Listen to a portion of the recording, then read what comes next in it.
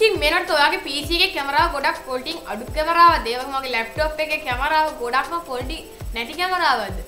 ඉතින් අද මම ඔයාලට මෙන්න මේ වීඩියෝ එකෙන් පොඩි solution එකක් වශයෙන් පොඩි වීඩියෝ එකක් ගෙනාවා. ඉතින් ඔයා අපේ YouTube channel අලුත් කරේ නම් මම Isara channel පෙරේරා. හැමෝම අපිට අග්ගාලා ඉන්ට්‍රෝ එක.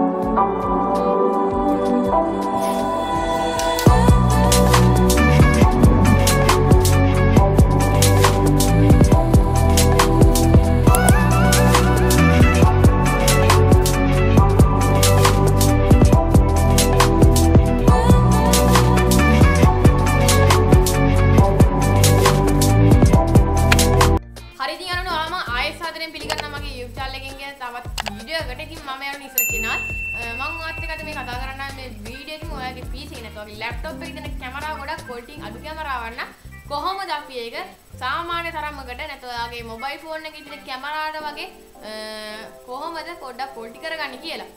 හරි ඉතින්. ඔයාට මෙන්න මේ වැඩේ මුලින්ම කරන්න ඔයාට මුලින්ම ඔයාගේ PC එකෙන් කැමරාව ඕපන් කරගන්න වෙනවා. ඒ කියන්නේ මෙන්න මේ විදිහට ඔයාට පුළුවන් ඔයාගේ start button එක press කරලා ඔයාගේ PC එකේ කැමරාවට යන්න. ඉතින් මෙන්න මේ විදිහට යන්න පුළුවන්. ඉතින් ඔයාලට මෙන්න මේ වගේ මෙතන icon එක පේන්නේ නැත්නම් ඔයාට පුළුවන් ඔයාගේ search bar එකේ search කරන්න කැමරා කියලා. ඊට පස්සේ මෙන්න මේ වගේ කැමරාවකට බලා ගන්න හැකියාව තියෙනවා. ඒක ඔයාලට බලන්න එකපාරක් press කරාට පස්සේ මෙන්න මේ වගේ අපිට කැමරාව බලා ගන්න. ඉතින් ඔයාලට වෙනදී මෙන්න මේ කැමරාව ගොඩක් noise ගතිය තියෙනවා වැඩි.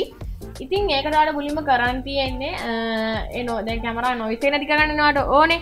ඔයා ඔයාගේ මුලින්ම PC එකේ කැමරාවේ ෆොටෝ වල settings එක හදලා ඉමු.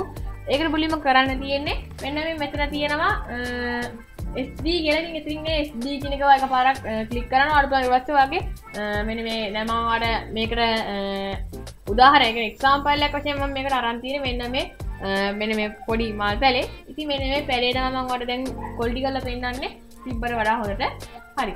ඉතින් ඊට පස්සේ ඔයාලට පුළුවන් මෙන්න මේ settings කියන option එක එකපාරක් touch කරන්න. ඒක නැත්නම් press කරන්න. press කරාට පස්සේ ඔයාලට පුළුවන් මෙන්න මෙතන මේ තියෙන photo quickly කියන එක. එතන ඔයාලට පුළුවන් ඔයා කැමති ගානක් දෙන්න. ඉතින් මම මෙතනින් තිබ්බ ගානම තියන්නම්. ඒ කියන්නේ 0.9 MB කියන එක. ඒ කියන්නේ මෙන්න මේ වැඩිම ගාන තියෙනවා. ඊට පස්සේ මෙන්න මෙතන frame rate කියන එක තියෙනවා. ඉතින් මෙතන මම off කියන එක දෙනවා. මොකද ඒක අපිට ඕන වෙනවා කැමති නම් ඔයාලා දාගන්න මෙතනින් රූල් තියෙන එකක්. මොකද ඔයාලට පුළුවන් ඒකට මේ ෆොටෝ එකේ කෙලින්ද ගන්න කියන එක බලා ගන්න හැකියාව තියෙනවා.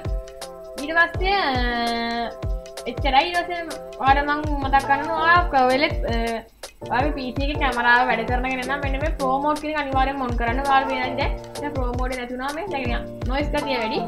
දැන් මේ pro mode on කරලා පස්සේ පොඩ්ඩක් noise එක තියෙනවා. ඒ noise ගතිය අඩු වුණා.